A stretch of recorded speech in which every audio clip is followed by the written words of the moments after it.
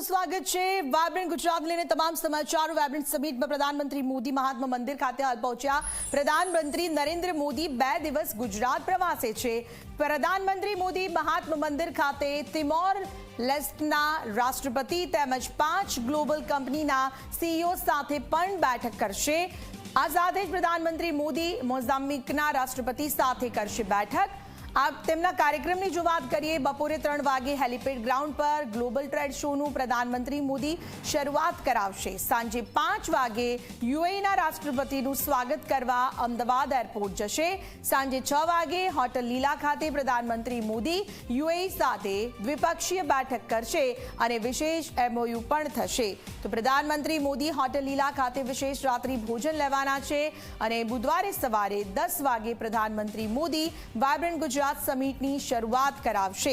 Inaugural session બાદ પ્રધાનમંત્રી મોદી દ્વિપક્ષીય બેઠકો અને ગ્લોબલ સીઈઓ સાથે બેઠક કરશે। 10મી વાયબ્રન્ટ સમિટ માટે પ્રધાનમંત્રી નરેન્દ્ર મોદી ગાંધીનગરના મહાત્મા મંદિર ખાતે પહોંચી રહ્યા છે। આપ જોઈ શકો છો પ્રધાનમંત્રીનો જે કાફલો છે તે અહીંયા આવી પહોંચ્યો છે અને પ્રધાનમંત્રીની જે કાર છે તે પણ આપણે જોઈ શકીએ છીએ। પ્રધાનમંત્રી અંદરની તરફથી મીડિયાને હસ્તધૂનન પણ કર્યું છે। તેમની એક આગવી લાક્ષણિકતા છે કે જ્યારે પણ તેઓ મીડિયાને જોવે છે તે સાથે તેમનું અભિવાદન કરે છે। એટલે હાલ પ્રધાનમંત્રી નરેન્દ્ર મોદી મહાત્મા મંદિર ખાતે પહોંચી ચૂક્યા છે। તેમનો જે વિશાળ કાફલો છે તે અંદર પ્રવેશી ચૂક્યો છે। એટલે જે પ્રમાણેનું આજનું આયોજન છે કે જે 2 દેશના નેતા છે તેમની સાથે તેઓ દ્વિપક્ષીય મંત્રણા કરશે, બેઠક કરશે। પ્રધાનમંત્રીની સાથે મુખ્યમંત્રી ભૂપેન્દ્ર પટેલ છે તે પણ અહીંયા ઉપસ્થિત છે।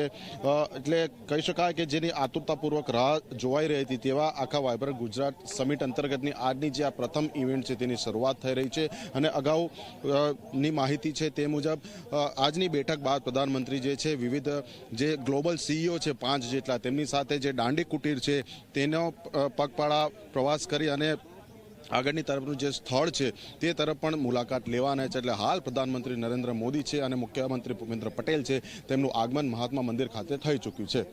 કેમેરા પર્સન મુકેશ ચૌહાણ સાથે અર્પણ કાયદાવાલા ઝી મીડિયા ગાંધીનગર।